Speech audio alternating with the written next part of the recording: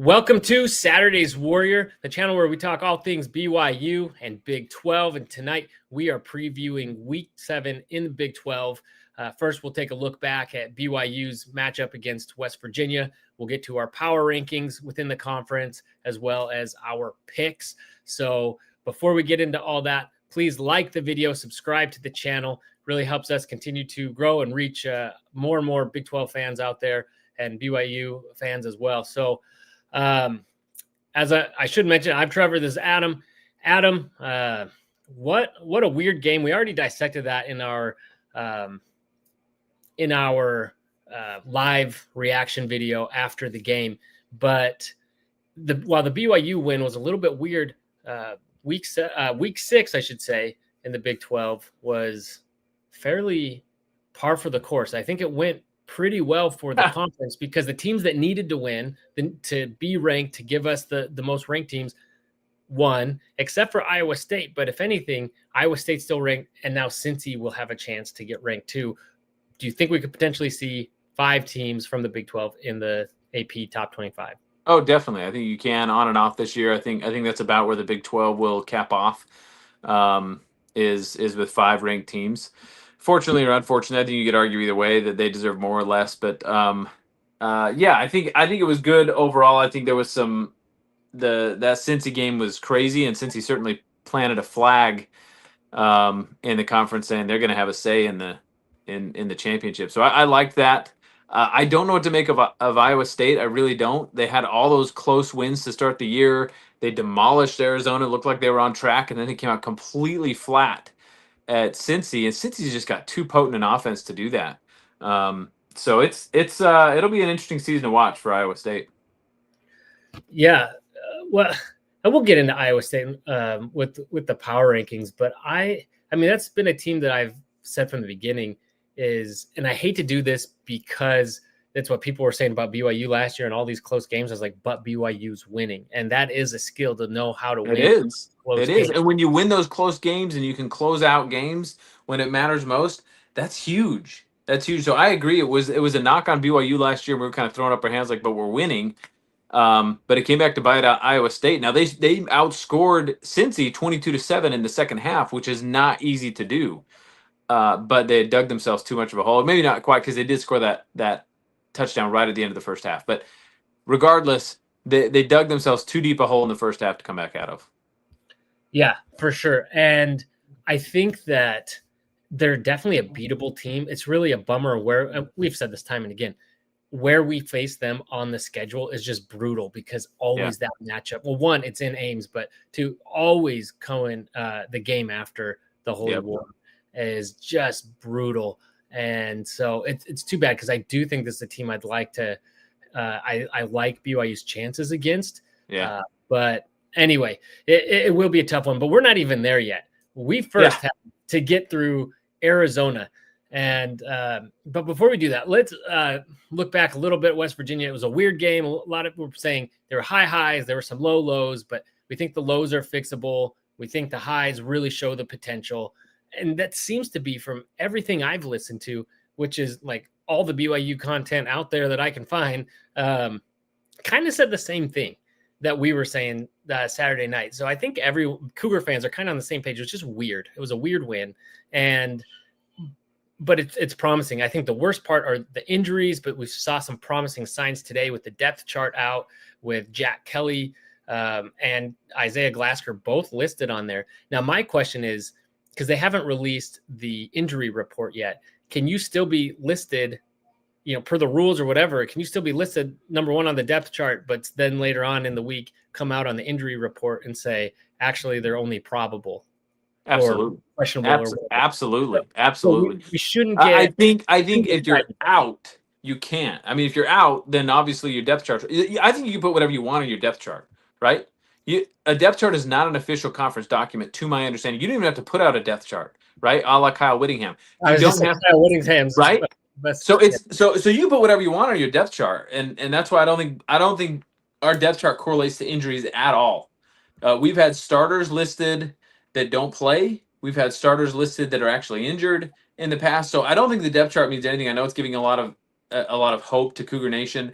I don't think it means anything. We'll see what the injury report says when it comes out tonight. But um, I'm not. I'm optimistic he'll be available, if not this week, the next week. But I don't think the him starting on the depth chart means he's gonna be available.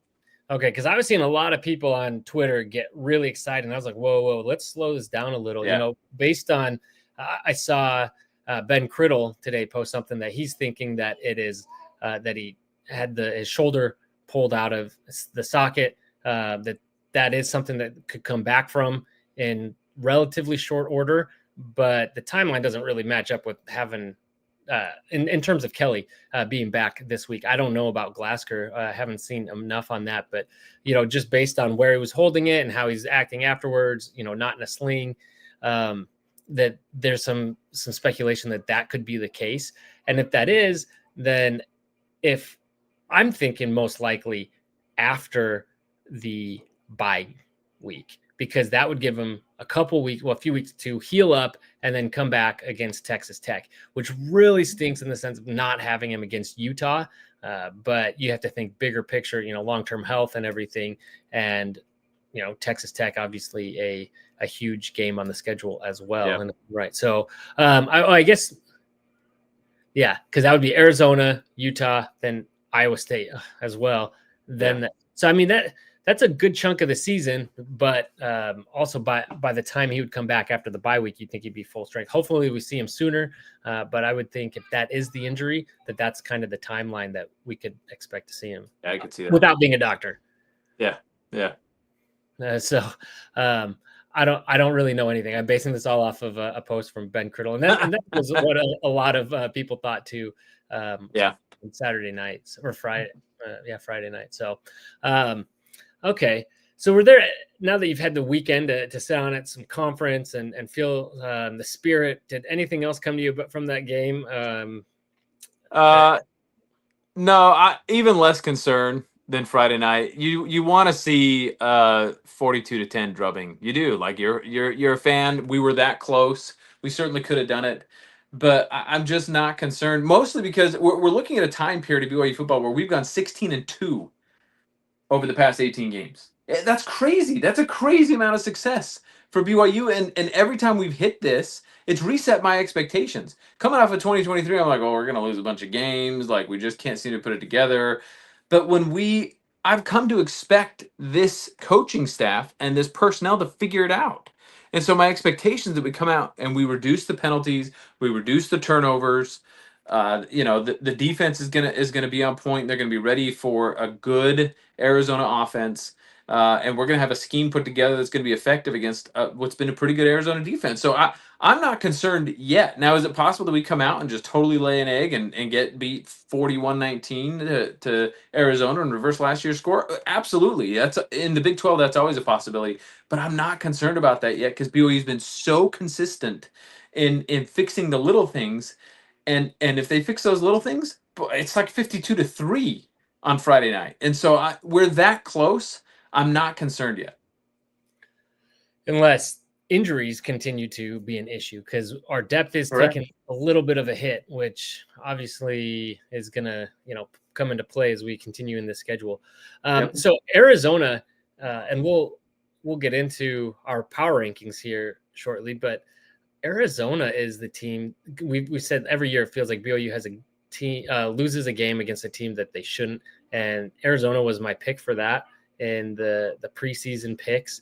And while I'm still, spoiler, gonna pick the Cougars to win this weekend, this is shaping up to be a tougher matchup than anyone really thought before the season. And Arizona's shown that they can be formidable. And we know that Noah Fafita is really talented. I think we still have some question marks about the team overall, but they've won, they're 4-1 and they've lost to one really good team in Iowa State. So I don't know. I mean, we'll learn a lot about, I think, both squads going into this weekend or after this weekend. Yeah, it's gonna be a fascinating matchup. I think what we thought was a 4-game gauntlet between Utah and TCU has now become a 6-game gauntlet between Arizona and Cincy, because Arizona and Cincy stepped up their game, and it's going to be a tough 6-game stretch. But Arizona, I think, is like us in a lot of ways, where they have a top 10 defense, a top 15 defense, and a pretty good offense. But the argument against Arizona is, well, they've showed out against really bad teams, and then they lost to Iowa State. We haven't played in Iowa State yet. And so everybody looks at our rankings and like, well, who have you played? Who have you played? And that's what we're going to hear until, Utah, ISU. And so I think we mirror them in that sense. I'm really fascinated to watch our offense against their defense because they're top 10 in a ton of categories: tackles for loss, turnovers. They've got a really active front seven. They play that 3-3-5 scheme that Bronco used to run, and it creates a ton of chaos. And so you got a true freshman again. Bear Bachmeier's got another test. And so I think there's some unique challenges about this team. I think we match up well. I think we should win the game, but it's nice that this is another step in competition. As we've said all year long, that's kind of how the season goes until you kind of reach the pinnacle in Texas Tech of, I think, the talent we're going to face. And we'll see. But Bears answered the call every time, and I think our scheme's been ready to handle a defense like this. ECU and West Virginia both ran similar multiple front defenses. Colorado a little bit like that, so it's not too different from those. And Bear did pretty well. So it's interesting. They're definitely the most talented team we've faced so far. Yeah, and yeah, it will be a new test, and Bear has stepped up the challenge. So, what do you think about? And I'm asking this because they're talking about it on BYU-SN today about them maybe showing a bit much in a game like West Virginia. There's the trick play, which I don't know about, and using that at that time, and then also it probably should have been a touchdown, by the way, if that lead block ahead of him had really been set. You're talking about the fake field goal? Yeah, sorry, on the fake field goal. Yeah, I guess there were several trick plays because there's the kind of the tornado, if that you want to deem that a trick play as well, but the tornado handoff or whatever we're calling it. And I don't know, I wonder if we're showing too much, but in terms of like just even airing it out a lot. But I think on the other hand, they're probably strategic with it. Like, I don't think this is all that we have in the playbook. I think there's more plays, but now it's forcing teams to respect Bears' arm, and they're going to have to prepare for that as well, which is going to make it harder and harder for them to simply load the box and make it hard for LJ Martin. And so if they continue to respect that, then LJ gets going, and that's really going to, I think, open things up for the entire offense. So as I look at it, I was like, yeah, that's a good point. You're not showing everything, but you're showing enough to force teams to have to prepare for that. And so you're kind of thinking down the road a little bit. Yeah, I don't think they showed too much at all. I think they've opened up the downfield passing game, which they needed to do because teams were just keying off of LJ. That's what Colorado did, and that's why we had so much trouble moving the ball, is that we didn't have that downfield passing attack ready, and we did against West Virginia. So I don't think they've really opened up the playbook at all in comparison to what they can do against Utah, against Texas Tech. I think there's a whole lot more wrinkles they can throw in there that they haven't yet. And they're just sort of going through this process of opening up a little bit more and a little bit more as Bear gets more and more experienced. Before we jump too far ahead, I'm going to do a quick introduction on the podcast. We haven't done this before, but my son Grayson is a huge BYU fan and coincidentally thinks the podcast is the coolest thing ever. So I'm going to bring him on. He wanted to come say hi real quick. Go BYU. Go BYU. That's right. Go Cougars, right, bud? Yes. All right. Now you're going to tell us all about the Arizona game this week after we watch it? Tell us how good we did? Yeah. All right. Grayson, who's your favorite player on BYU? I don't know. I don't really know the names. It's hard to choose. You tell me all about our quarterback, Bear. Oh, yes. Bear. That's what I thought you might say. He might be one of my favorite players too on the team. So good choice. Good choice. All right. Well, Grayson's going to get to bed because it's a little late for him, right? Yes. You got to get to school tomorrow and tell all your friends about BYU? Yes. All right. Thanks, buddy. I can't believe he's that big now. Anyway, I still think of him as the baby, but yeah, he was for a long time. Uh, That baby got big. yeah, I guess that happens. It makes sense. My kids are getting bigger, so it makes sense that everyone else's would too. Oh, good. More. I can't get my kids to buy in quite as much. The boys are coming around, but they just aren't that interested in football, and it's not on enough when they can watch it anyway. That's And the struggle. That's yeah, the struggle. Is like we watch the cut, and that's like more of what my kids know about BYU football because it's 10:15 when we kick off. Um, I will say when we went down to ECU, I took my 13-year-old Ezra, and he kind of likes it, but he's not like dying for every game. And man, to be there present for a game like that, then he goes, onto the edge of the field and slaps hands with the players as they walk past. Then he goes onto the field and talks to Jack Kelly, gets a picture with him. I mean, they spoiled those fans, and he came home on a whole nother level. I mean, that was one of the coolest experience. That was the coolest experience I've had as a BYU fan. And I just thought they were so good about stuff like that. And it's this 15-second interaction that just, leaves a 13-year-old like, wow, that was so cool. yeah. My nephew was there. My kids were too. They would have been miserable, but well, maybe the older ones would have come, but they wouldn't have cared. The girls do not care. They've made a point of not liking Star Wars and BYU, I think, just to bust my so I stopped trying to encourage anything because they'll just end up hating it just to bug me. But no, my nephew was there, but then he left early. He wasn't feeling well. My parents were there, and they were more than happy to leave early because they were tired too. So they left early with him. So I felt bad because I think he would have had a blast down there on the field. But he did make the cut. He was in it, holding up. He did. Yeah, he was there. So yeah. So I mean that's more than I can say, but I've never been in the cut. So Ezra made the cut. He was in the background when Tanner Wall was handing his gloves off to another fan. Nice. He was in the background there. So we paused it and took pictures like, I'm on the cut. So yeah, it was cool. Hey, make the cut. That's the big time right there. Yeah, so, that is. Something to be proud of. All right. So not every team in the Big 12, obviously, we've started conference play, has gone undefeated. And so now it's time to look at our power rankings for this week. And I'm curious to see what you've done because I think we're at the point in the season where there's really going to be a lot less movement from what we had in the early weeks. We kind of know. In fact, should I recommend that we just throw our top three up there because it's a given at this point? Well. No, I don't think. Oh, did it shake things up?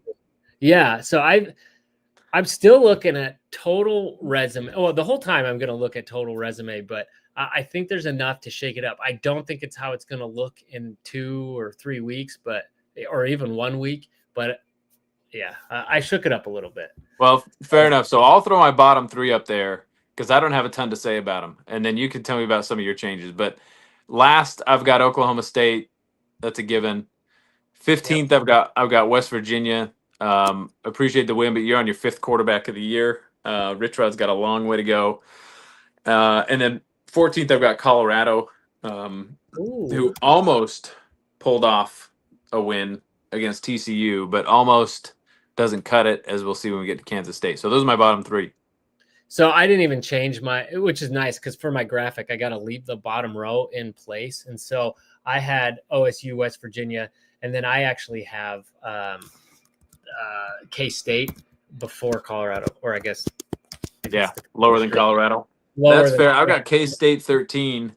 And they showed signs of life. They're going to be that wrecking ball. They have the talent to beat some teams. They're going to beat some teams. You could tell. It was sad for Baylor. That's another story we'll get to. But yeah, K-State showed signs of life. That's why I put them ahead of Colorado. But those bottom four are the bottom four.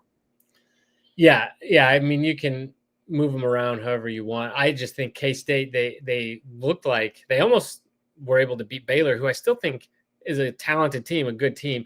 But Colorado was hanging in with TCU, who I think is a better team than Baylor. So, and it's how I already had it. I don't think we saw too much different from either one of them than what we already knew. At 12, I hate to do this because I do think they're better than this number suggests, but I have UCF. No, I put UCF at 11.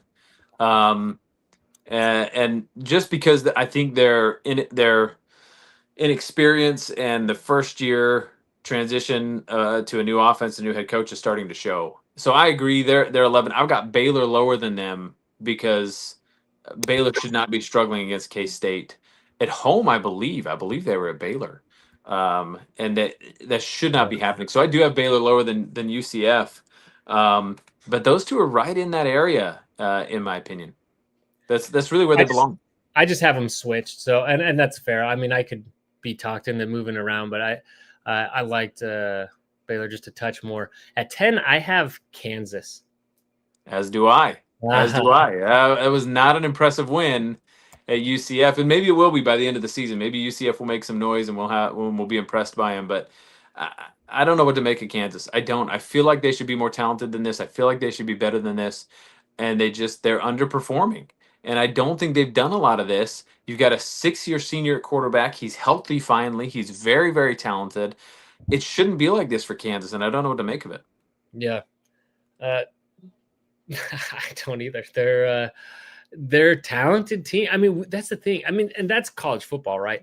It is. And Big 12 football there's a lot of good teams and there's a lot of parity, but you're starting to see some patterns pick up between some of these teams like Baylor and Kansas that you really got to wonder what's going on there. Who do you have at number 9? I put Houston at 9. Oh, okay. And I dropped them a little far, mostly because I just kept looking at the teams above them, and it's hard to put any team below Houston. You could argue Arizona might be below Houston. Utah might be below Houston. We'll see how they do against ASU. But I think Houston's good, but the way they struggled against Oregon State, who has not won a game this year, still haunts me. And then you got dump trucked by Texas Tech. And so I just felt like Houston's better than last year, right? Last year was a horrible year. They're up in the middle of the pack of the Big 12, but I can't put them any higher right now. I have them actually up at 7, but this middle part was kind of tough for me because I'll just say before them I've got a couple teams, but it's just hard to pinpoint some of these teams still. And Houston was one of those because it's like, yeah, they struggled against Oregon State, but was it a little bit of a look ahead? Was it really, coming down off of a high, off of, an impressive win? And then you're going up against Texas Tech, which was a big, big ask. And so I don't know. Arguably, I should have dropped them farther because they did get beat down, but so did the team I have at number 9, which is Utah. And Utah still hasn't played anybody. So, and I do think Utah's better than that. I'm just saying, what have they done to this point?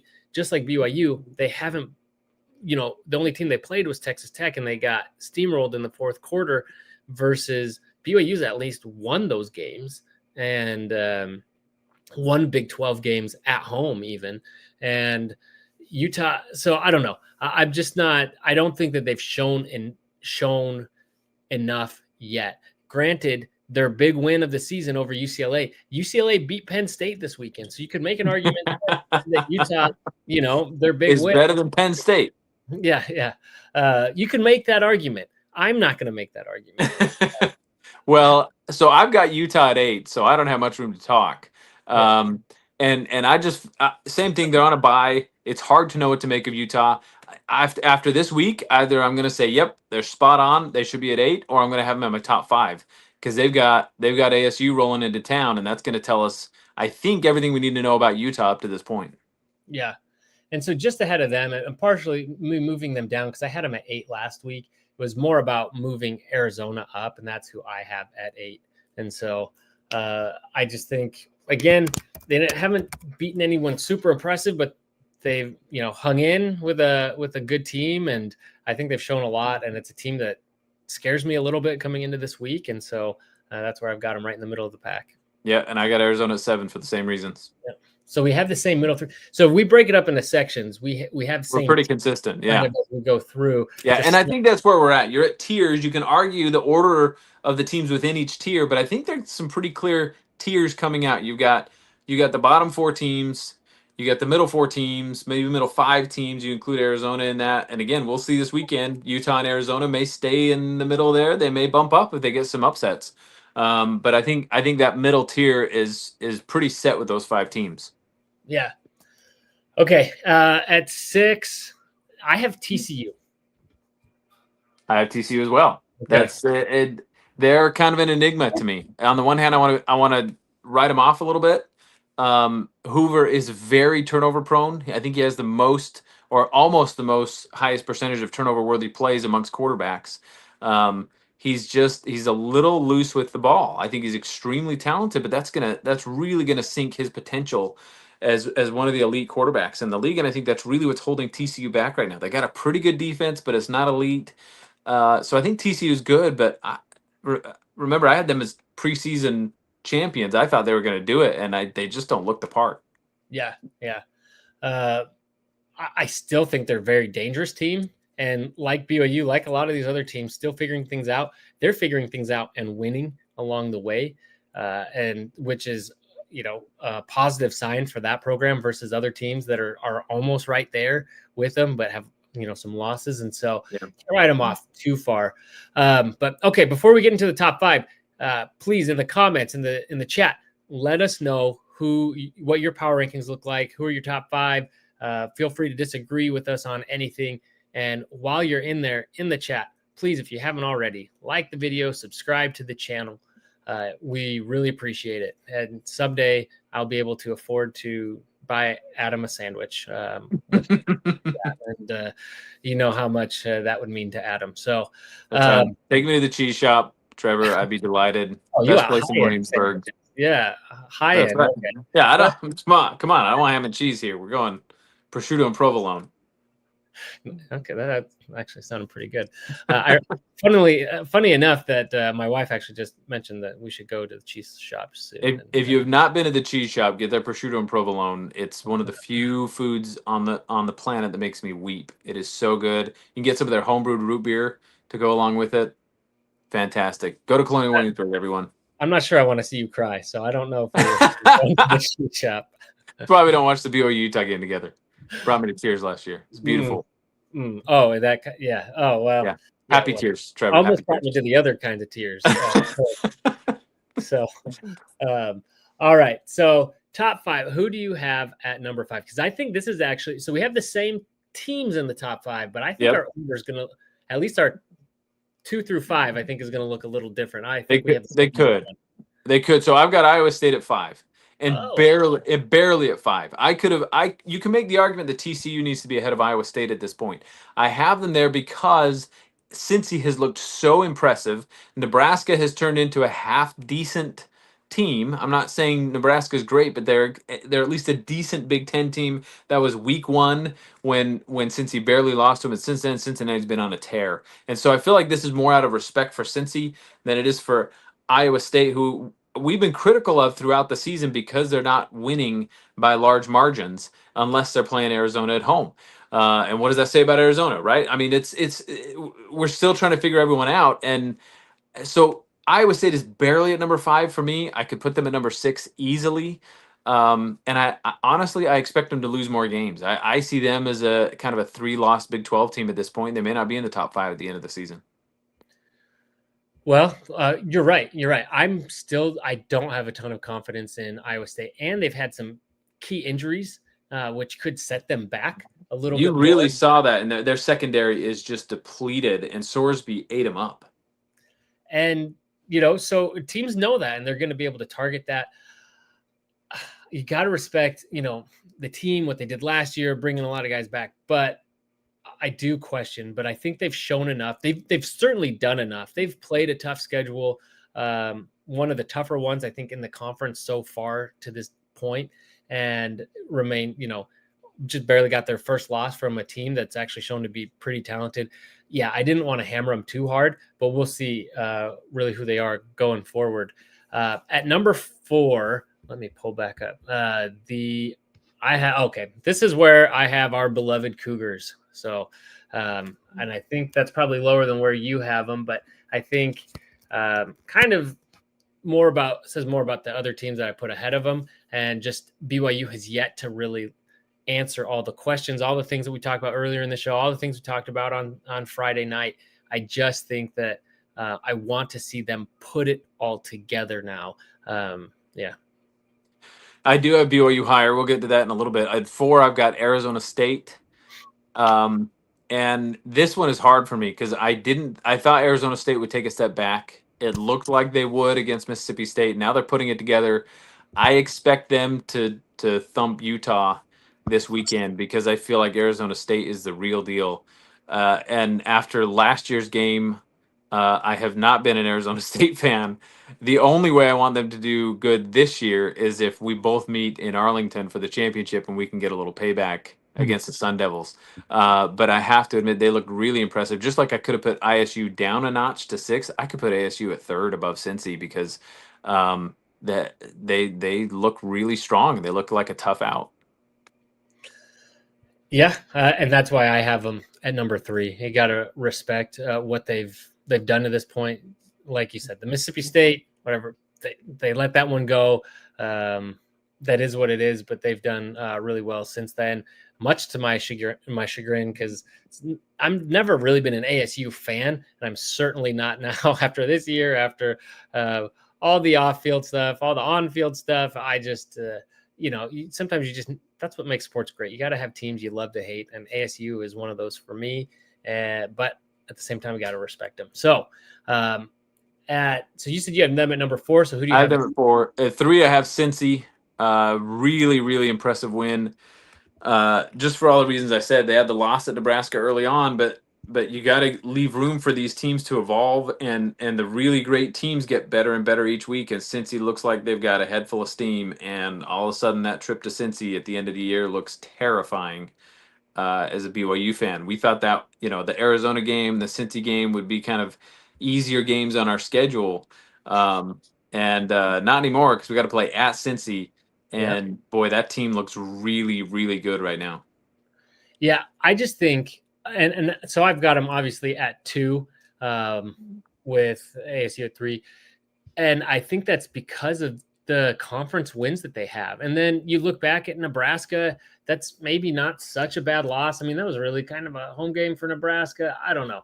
I'm not necessarily justifying that, but Nebraska has done well. They've only lost a close one to Michigan, and I'm not saying they're world beaters, and it's one that I think Cincy would like back. But beating a really talented Kansas team, one that everyone at Kansas, people expected them to lose that game. People expected them to lose to Iowa State, and they won both of those, and they're putting up points. And so, I don't know. I've got to respect what they've done to this point. Do I really think that they're the second best team in the conference? No, but I think that they've kind of accomplished the most to this point, other than who I've got at number 1, which is Texas Tech. But we'll get to them in a second. Adam, why don't you tell us why BYU deserves to be at number 2? Well, I got BYU at number 1. Oh, you got him at number 1? I'm just kidding. I don't know. Just kidding. I've got BYU at number 2, and it's wins and losses. You got to take care of who's in front of you. And honestly, you look at this past weekend in college football, and whether you're Penn State or Texas, or I don't care how you're winning, don't take 5-0 for granted, Cougar fans. It doesn't happen to a lot of clubs. Only 15 teams in the country are 5-0.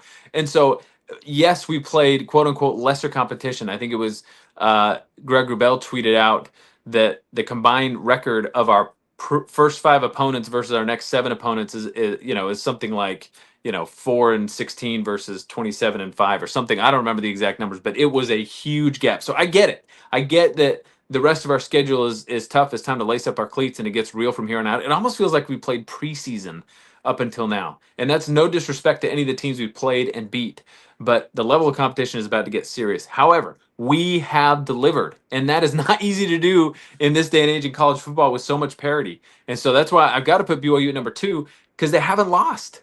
And at the end of the day, their actions say it. And so I don't want to read into, well, they underperformed here and they did that, and this team could be good or that team could. They're winning. They're winning, period. Now, Texas Tech has more impressive wins, so they have to be number 1. But both teams are winning and haven't lost yet, so they got to be at the top. Yeah, fair enough.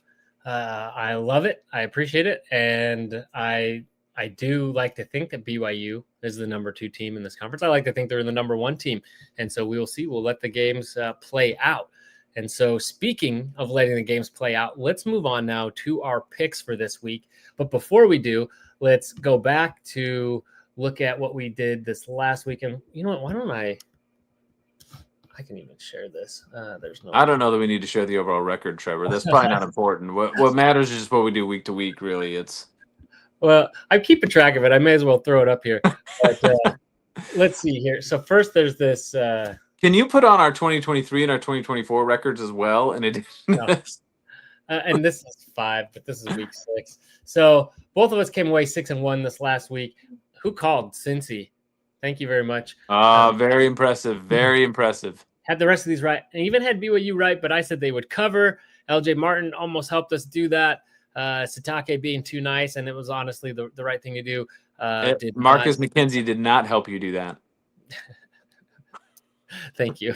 Yeah, that is correct. So anyway, I hope you feel good about getting that extra point by calling BYU not covering against West Virginia. I feel great. Okay. Savant. I'm gonna just, I'm really feeling that insight. So here's the overall what we've done so far, and let me zoom out just a little bit so we can see down here. We can see our overall record. Yeah. Here. See, I'm up by 6 games, so you're getting there. You're getting there. No change this last week, so we'll see if nice and steady. I'm going to beat you by a game a week for the next 6 weeks, and then pull it off in the championship. Honestly, that is very likely. So based on how everything has gone these past years, that seems like a very good chance. So why won't it let me get over there? All right, I'll just do this here. Sorry, my spreadsheet wasn't prepared ahead of time, so let me get these in here so we can track this week. And while I do that, let's start off with the first game of the week, UCF at Cincy. Yeah, I think this is a given that it's Cincy. We've talked about UCF struggles and that Cincy's red hot right now. It would be just like the Big 12 to have a game like this to see UCF go in and win at Cincy. I do think Cincy has their weaknesses. I don't know that they're necessarily going to be in that championship. I think they're probably a year away from that still. But what they've done is very impressive, and I expect them to steamroll UCF. Yeah, I mean, yeah, especially being at home. I do think UCF has shown that they've got something. The UNC game, I mean, even Clemson was able to beat UNC pretty badly, and we know what troubles Clemson's been having. I just think that, since he's really figured some things out, and they're kind of like what BYU was last year when everyone thought they needed one more year to get to that point, and it seems like they've kind of sped that up a little bit and caught people off guard. And I don't have a lot of faith in UCF, much like in this next matchup, Houston at Oklahoma State. I don't have much faith in one of these teams. You said Houston's on a bye week. Is that what you said? Yeah. Eventually Oklahoma State will beat another team, and it really could be Houston, who messed around with a different black and orange OSU. Absolutely. Well, I mean, look at UCLA. UCLA is in the same exact boat as Oklahoma State. And these teams, when you've lost your head coach, you're putting in new schemes, new elements. The guys that are still there, they want to be there and they want to play football, and so they will. I think they'll rise up. They'll get an upset. It could be this week against Houston. I don't see it. I think there's got to be a little bit more fight in that team before we start picking them. Okay, so this one is actually an interesting one. We got Iowa State at Colorado. Yeah, and I think Colorado's got more fight in them than people give them credit for. I think there's some talent on that team, and I think they're getting to the point where they're going to put it together. I just don't think they're going to put it together against Iowa State. I think Iowa State is reeling after that loss, and they're going to come out fighting with a chip on their shoulder. They're going to win big. Okay. I'm picking Iowa State in this one. I just think this Colorado team has a lot of questions that they're still trying to figure out. So, all right. So the next one, the Purple Bowl, we got TCU at K-State. If I was winning in our matchup, this is one I'd totally gamble on. This would be a fun one because I have an inkling that K-State is starting to resurrect their season a little bit, a la Kansas last year. We talked about that, where Kansas was the wrecking ball once they figured it out second half of the year. I think Kansas State can get there. They have the talent to do it, and this seems like a game that's going to sneak up and bite TCU. TCU has not been blowing people out. They struggled a little bit against Colorado. despite all that, I don't quite have the guts to call a Kansas State win because I need to make up some ground against you. So I'm staying safe and going with TCU. Well, I'm picking K-State for all the things that you just that case that you laid out for them. I'm kind of I'm playing ahead right now. I have a chance to take some risks like this. I'm not sure I feel great about it, but I'm going to go with K-State. I like think that, TCU has shown some question marks too, and it's in Manhattan. I think K-State can put some pressure on TCU. I'm not really basing that off of anything other than some gut instinct here. I like it. Yeah, and I called Cincy last week, so I feel like I got to get another one this week. So we'll see. He's got the magic. He's got the magic. All right. The question is, who do you hate more, Arizona State or Utah? Hate is such a strong word. It really is. Accurately describes how I feel about both. There's joy in either team winning that game. I don't joy in either team losing that game, and there's joy in either team losing that game. Candidly, I don't think Utah has what it takes. I don't. I think Utah is. Remember, they lost a ton of key pieces on both sides of the ball. Their entire wide receiver core, a bunch of key pieces on defense. One of them came over to BYU, so there's still not necessarily a juggernaut. They're well-coached defense. They always will be with Coach Whittingham there. They will be. I think Jason Beck is a brilliant offensive mind. He's going to get there. I just don't think they have those pieces in place right now. If this was year 3 of that tandem, I'd be concerned. But so much transition versus what Arizona State has proven thus far. It's going to be a really tough game for Arizona State, but much like Texas Tech, I think they start to pull away late and win that game. Yeah, I also picked Arizona State, but and we'll get to this actually in a second because I want to talk about who we should be rooting for, and we'll get to that. But I do think Arizona State wins that game, which is unfortunate. I'd love Utah to have some juice coming into the Holy War, and maybe only the one loss against a very good Texas Tech team, and help the Holy War gain a little bit more traction. The traction I think it deserves as a game. Mm-hmm. Fortunately, we already know what time slot it's going to be, so that's not really going to be impacted. And if it's a good game and it's a competitive game, people will tune into it. So, regardless, but you could bring Big Noon Saturday there if Utah wins. Exactly. If you're on Fox, it could be they may come back to Provo for the Holy War, but I think Utah's got to win that game because that puts them into the top 25. Now you got a top 25 matchup, you got a Holy War, you got primetime on Fox, you got a lot of things going for you. So I agree, it's better for the rivalry. It's always better for the rivalry if both teams are winning, and so it's certainly better for the rivalry if Utah wins that game. No doubt. And BYU's got to handle their business too at Arizona. So I'm not rooting for Utah, but it would be great for the Holy War, which is something I think we should be rooting for. So I could root for the Holy War in that matchup. But since Utah is playing a Big 12 game at home, I just can't put my money on them. I got to win that game. They have struggled so far. But all right. And then lastly, we have BYU at Arizona. And I think we're missing one. Oh, who did I miss? Oh, Kansas, Texas Tech. Don't. I know it's almost a foregone conclusion who wins that game, but let's still make picks. I did. I did skip it. Let's do it. Yeah. Kansas, no, that I'm writing in for you. That's Texas Tech. That's a given. I mean, Kansas, they're a dangerous team. I would love to see them be able to go in and at least light up Texas Tech for 35, 40 points. That would give me hope that we can do the same at some point against them, because right now Texas Tech has smothered everybody. So I'd love to see a team be able to put up points on them. But man, until we see some kind of chink in that armor, it's going to be Texas Tech almost all the way this year. Yeah. Okay. Yeah, I'm also picking Texas Tech. So we should make that pick, but that is all I have to say on that. Not to say Kansas couldn't do it. I think that's the Big 12. But until it happens, or like you said, until we see that chink and what that is, I just going with Tech.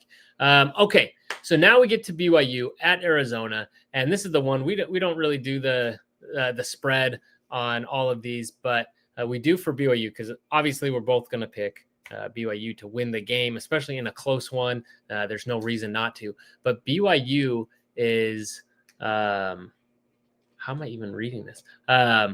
Favored by, is that 2.5 points or 2.5? Is that what I'm seeing? Okay. Yeah, it started at 1.5 and then it moved to 2.5, which is basically a toss up because we're on the road, and usually account 3 points for the home team. So they're basically saying it's a toss up. No, I'm a BYU guy. I'm trying to figure out the gambling stuff as we go. So. So yeah, 2.5 points. I've got to say we cover. I mean, if you're going to say you win, unless you're thinking you're going to win on a last second field goal, you're going to cover.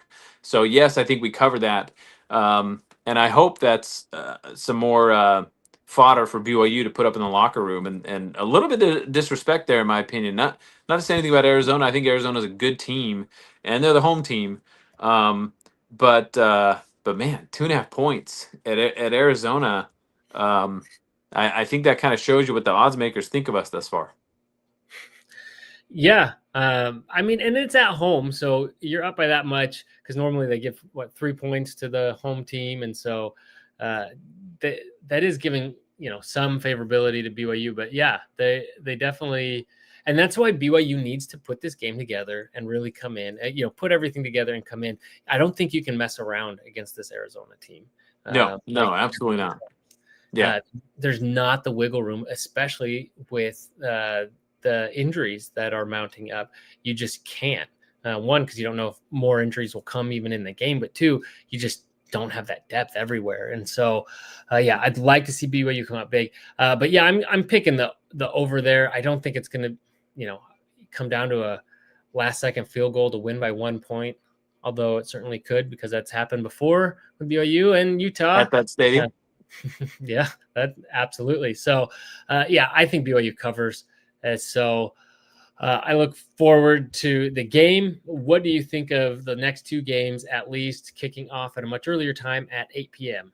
Finally.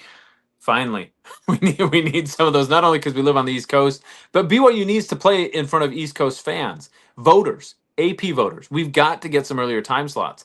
And it's just very frustrating that we are the default team for the 10:15 slot. I don't mind it on occasion. The Vampire Cougs are a real thing. The nighttime atmosphere there is awesome. And I don't mind staying up late for an occasional game, whether I'm living in Utah or living on the East Coast. That doesn't bother me. It's the consistency of it. Every single game is that late, it feels like.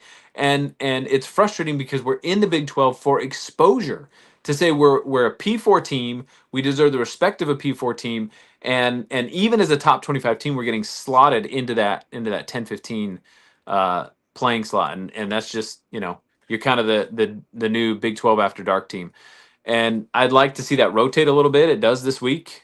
Utah and Arizona State take that on, and BYU gets a primetime slot. So I'm happy about it. I want to see more of it. I'm glad that Arizona and Utah are like that. BYU has to keep winning to demand that respect. It's not going to be given to them. But if they keep winning, they need to start giving them the primetime slots. Yeah.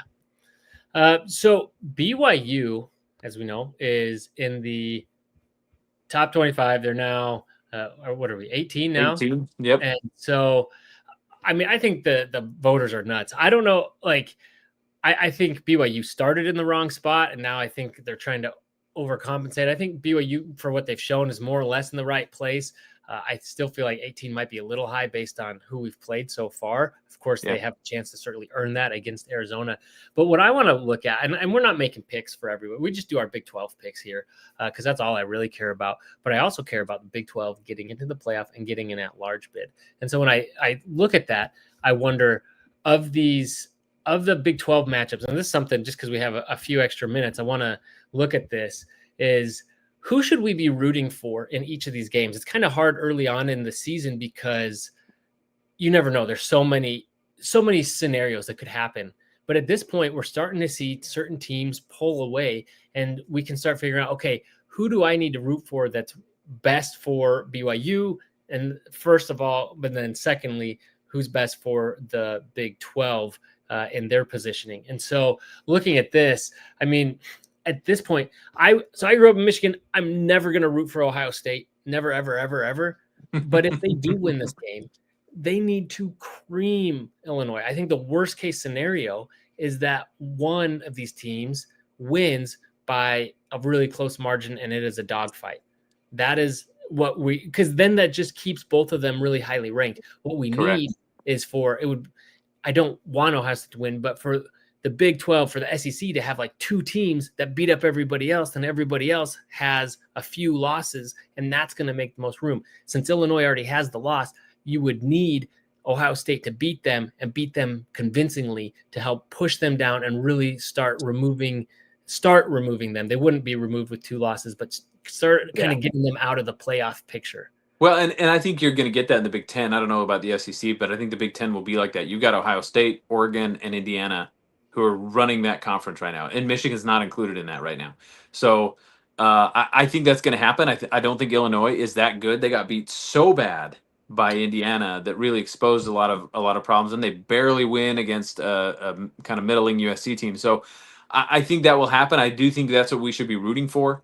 Now, as a college football fan, I love chaos. I love the underdog winning. I don't care what the conference is. I don't care what the scenario is. Parity is awesome. I've been dying for parity in this sport for 15 years, and we're finally getting it again because of the NIL and the transfer portal. And so I'm loving this. I think Alabama's going to lose at Mizzou. I think that's another one that we should cheer for because that gives Alabama 2 losses, and the more losses Alabama has, the better it is for all of college football. Yeah, absolutely. Everyone should root for Bama, and they're the one, even though they're higher ranked, which is crazy because Florida State keeps slipping, and yet they lost to Florida State. And anyway, it would be great for Mizzou to supplant them. And you know what I'd like even better than Ohio State beating down Illinois is it for it to be the other way. Illinois just beats down Ohio State. Probably not going to happen, but that's what I'm rooting for. So out of those, that would be fantastic. Out of this, West Virginia's season shot. So like having a moral victory of Pitt looking decent doesn't really help, but having that Bama loss with Florida State losing and getting another ACC team dropping out of the top 25 is a good thing. Agreed. And I don't think Florida State is that good. I don't. I think Miami runs the gauntlet in the ACC. I can't think of another team in the ACC that's going to come anywhere close to Miami, anywhere close. And I think Florida State is better than last year, but I don't think they're this top 20 team that everyone thought they were when they beat Bama.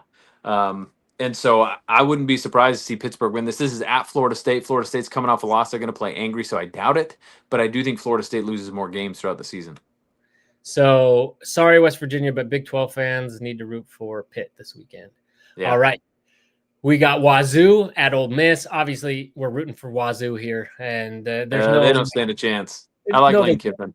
No, they don't. But, we got to root for against the SEC any chance we can get. And a struggling Washington State team beating Ole Miss at home would be fantastic. Like, I'd love to see them argue their need to get in at large with that loss on their resume. I mean, Notre Dame did it last year, but whatever.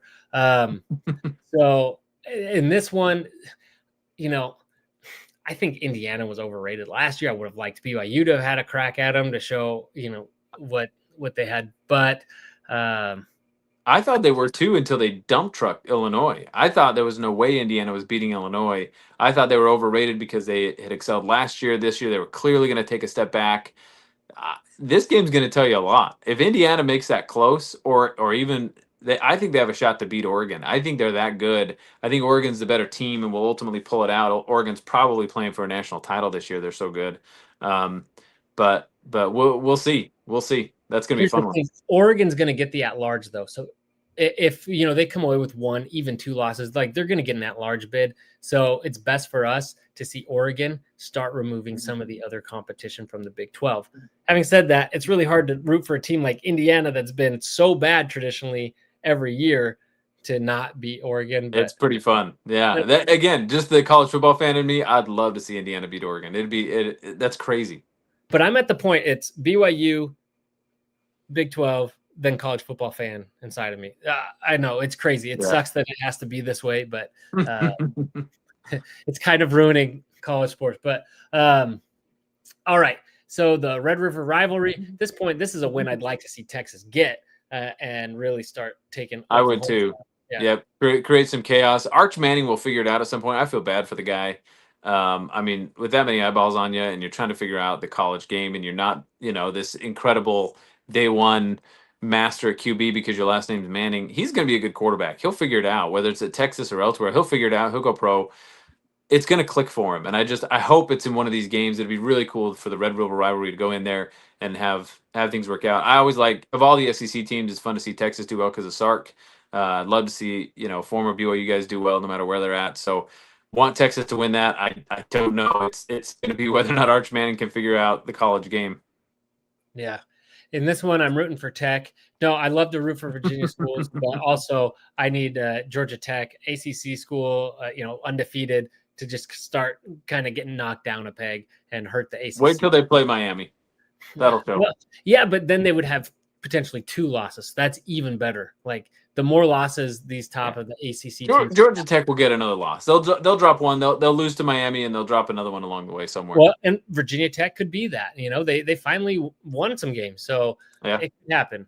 Crazier things have happened. Okay, NC State is not going to beat Notre Dame, but they could.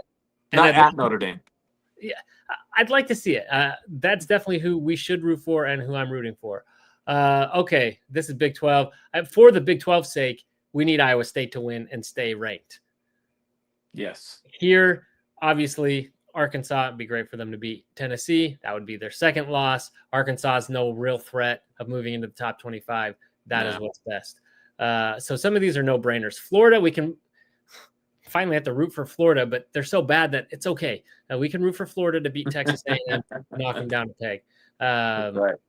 Let's see. Again, Texas Tech, that would be best for the Big 12, just like the opposite of how we're rooting for these other teams. Auburn would be great. None of these are surprising.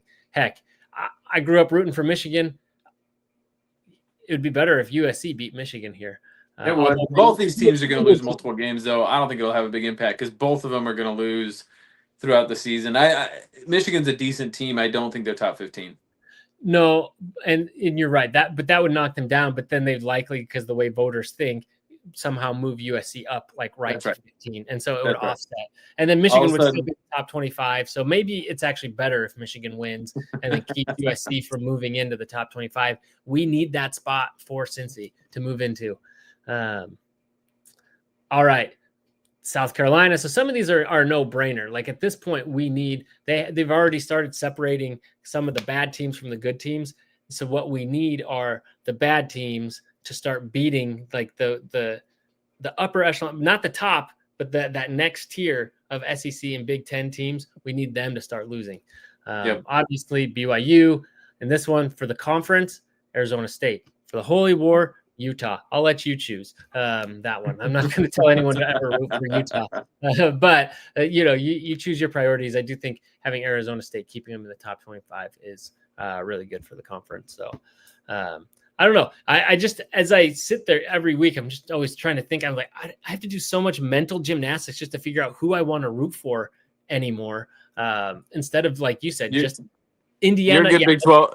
You're a good Big 12 homer, man. It's always been my gut, and it's usually the underdog. And I love the parity. I love when the big dogs of college football start to lose because you don't have that 5-star sitting as your third string anymore, waiting to play. If they don't play, they leave, and it is the best thing that has happened to this sport in a long time. I know the transfer portal makes things complicated. There's no loyalty to teams anymore. They say players are just chasing money. I hear all that, and that is a problem. I did like the amateurism element to the sport, but the parity is invaluable. It is so much fun to watch. It's brought back a lot of life into this sport that needed it, where you had 2 teams dominate and one conference dominate for 15 years, and now we finally get a little bit of parity in there. I'm not saying Ohio State's not the top team, right? They're going to be really good for a while, but someone will knock them off. You can't maintain the same dominance you used to now in this era, and I love it.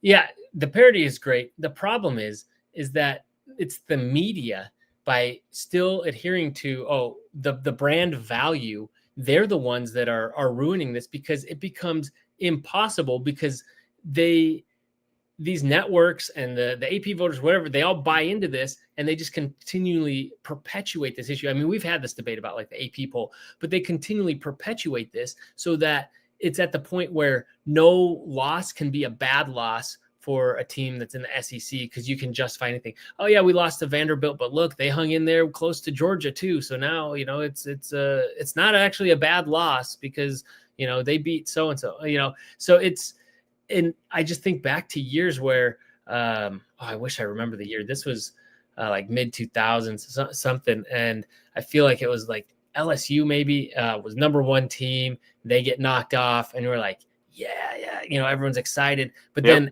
everybody else started to lose, and then they get back in. Don't they go to the national championship with 2 losses? And so it's just like, it was a year where there was like so much chaos that the chaos all canceled out, and it just went right back to the status quo. It did. And now we have a 12-team playoff. And so, yes, you can call things bad losses, good losses, and the helmet decal will get you favored and will get you points with the AP poll and with the playoff committee. But at the end of the day, you got a chance to win. And so if you get out there and you win enough times, then it swings things. Then it swings the media. They will follow winners. Now, but you got to do it year after year after year. And we still have Ohio State, right? One of 5-6 teams who can win a national championship, winning last year and number 1 this year. So the parity's not done, right? We're not there where we're getting Indiana winning a national championship, but we're getting there where we could, and I think that's going to continue. And I think you're going to see some of these schools that have been looked down upon or said, you know, that they're outside of the top 5, they're not going to win a title. They're going to do it one of these years. I think we're going to get there because there's more and more parity happening in the sport.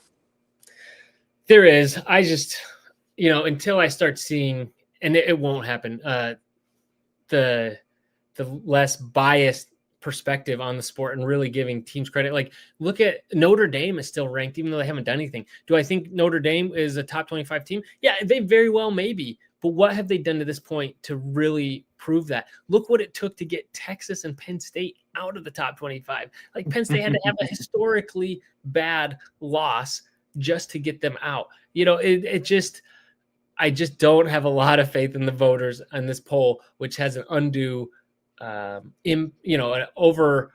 outsized impact over the landscape of college football and that playoff. So anyway, I'd love to see the Big 12 get 2 teams in this year. We have a lot of college football left to play, fortunately, still. So we'll see if it can happen. But most importantly, we got BYU at Arizona at a reasonable hour this time. So I just have to put the kid to bed an hour early, maybe, so I can, or maybe they could just stay with me. Get her to watch it with you.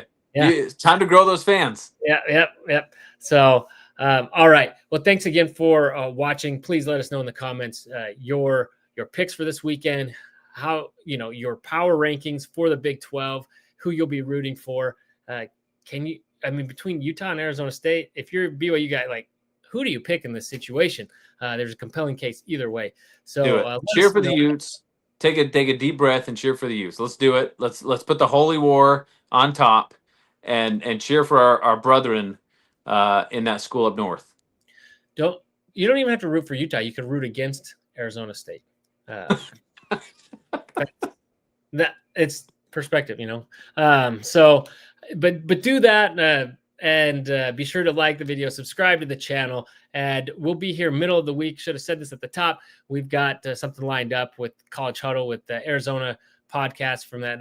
It's Arizona, it's Wildcat Radio 2.0, and they'll be joining us. We'll be doing a crossover episode to preview the matchup, and then of course we'll be with you at a much more reasonable hour Saturday night live after the game to break down hopefully what is BYU's 6th win of the season. So thank you so much for watching. And as always, go Cougs. Go Cougs.